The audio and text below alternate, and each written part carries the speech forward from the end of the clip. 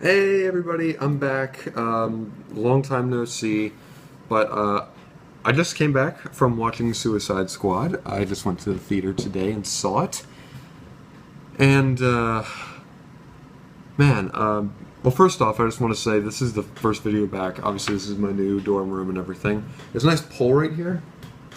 That's why you can't like see anything. So I'm just gonna be mainly doing these videos just kind of like this. I have a tripod set up here and everything.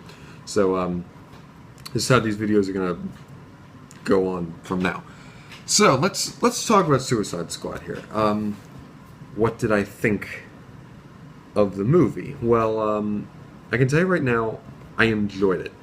Okay, it's a very enjoyable movie that I'll probably need to see again at some point. I don't know if we'll go to the theater and see it again or just wait till it comes out on Blu-ray or on demand or whatever. But I'll definitely have to see it again, and then it might grow or diminish. I mean, depends on what I think. But I enjoyed the movie for what it was. Now,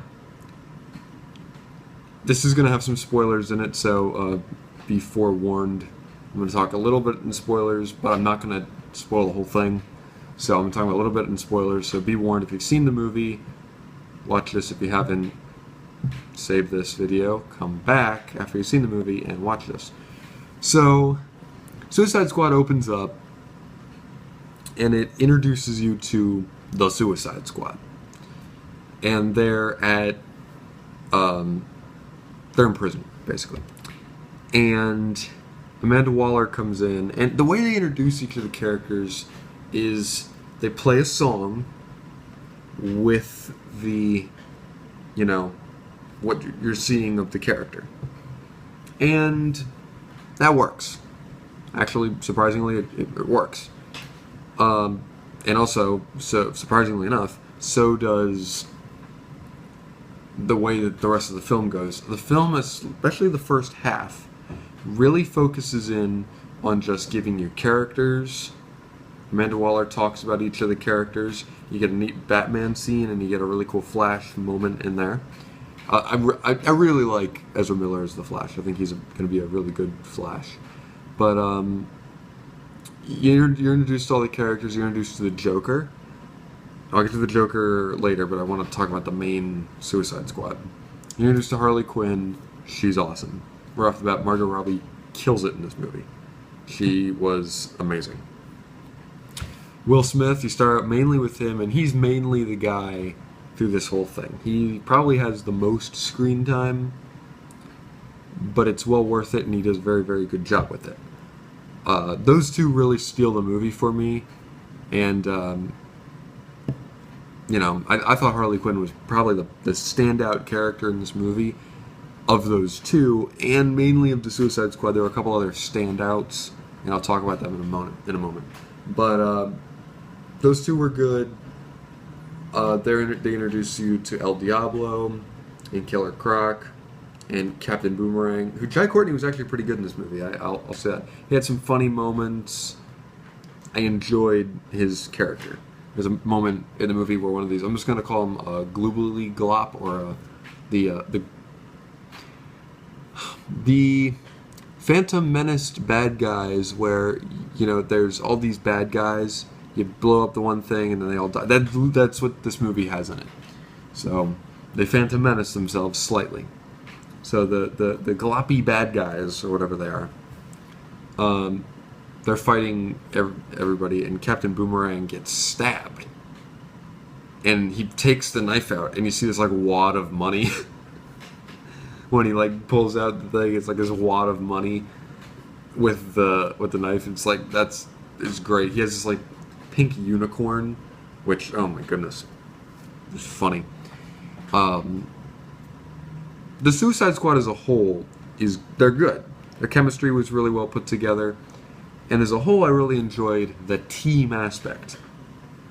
Where the movie kind of drops the ball a little bit is Cara Delevingne, I think that's how you say her name. She's the Enchantress, aka the villain. This is where I got some issues. Not a whole lot of issues, but the movie just kind of meanders along, and then their mission while the Enchantress, and this is very difficult to say. The Enchantress basically has the power to basically jump from anywhere, from one point to another, anywhere in the world in like a matter of a second. So she's an all-powerful super being. Okay? Cool. And it was cool. There was a neat scene in there where she's introduced. The Enchantress is introduced. And the Enchantress has, I forget the character's name, but has like a dual personality almost. Like there's the Enchantress and then there's the regular person who Cara Delevingne is. And I don't know, maybe it's because I watched some of the reviews early on. I really did like this movie. It has its moments, has some funny moments, has some good action beats, but near the end it's kind of this jumbled, okay, they're fighting the bad guy. It's kind of anticlimactic until obviously what happens at the end works, for me at least. I enjoyed it. Let's talk about the Joker. The sample size of the Joker in this movie is minimal, and it's probably somewhere in the realm of, you know how Spider-Man was in Civil War, Captain America Civil War earlier this year? That's what the Joker is in this movie, but he has a little bit more screen time than I think Tom Holland did. Maybe about like a few seconds.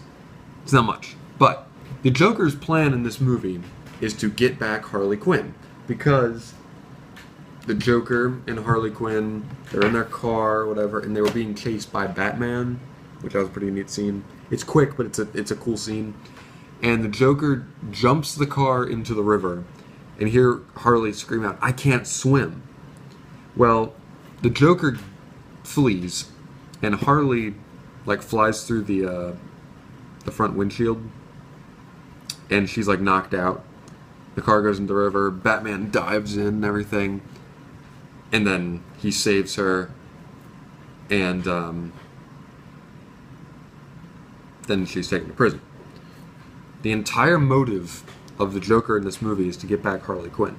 And it's also a kind of Joker-Harley Quinn origin story in that, and how they meet and everything. It's neat. It's actually pretty cool, and I like the whole Arkham Asylum look. I like the way Arkham looks, by the way. And the movie has this kind of neon color to it. It's very dark. A lot of language in the movie, too. And if they really wanted to, they could have pushed this movie to an R rating, if they really wanted to. But they didn't, and I understand why. But it's what it is. And I thought the movie was good. And I think Batman vs. Superman's a better movie. And Man of Steel, if I'm going to rank the three movies in this universe, it's probably Man of Steel to me, then Batman vs. Superman. But honestly, for either one of those, it's like this. But, and I really like both of those films. Then if we're going to go like up here is these two, up there is these two movies. Down here is Suicide Squad. So there's a nice gap. I liked Suicide Squad. I liked the characters. I would like the characters to come back. That did come back. The characters that do come back, I'd like to see them come back in another Suicide Squad movie or another Batman movie or something. Honestly, Batman v Suicide Squad. I'm in for that movie. That'd be a neat idea. But I really do think that this movie is... I'm going to have to go back and look at some of the trailers because the marketing for this was iffy. And the song Ballroom Blitz is not in the movie anywhere. So, boo, I like that song. Good song. But there is like, it almost seems like a whole music video in the beginning of the movie. The beginning of like half of the movie is like a music video, trailer. We're giving you glimpses of each of these characters. And it works. The Batman scenes work. I think the Joker works in this movie. It's too small of a sample size for me, at least. He needs to be in another movie. I'll tell you right now. Ben Affleck is Batman. In this and Batman vs. Superman. And in what we've seen of Justice League so far. Good Batman. Great Batman, in my opinion. Very, very good Batman. I like Ben Affleck in this universe. He's in there, I'm just like, yeah. But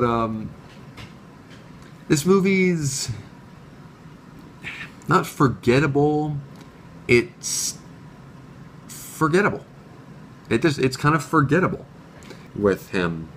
Will Smith was really good in the movie. I really liked him, and I really liked him and Harley Quinn's relationship, him and Rick Flag's relationship, him with all the Suicide Squad members and their relationship.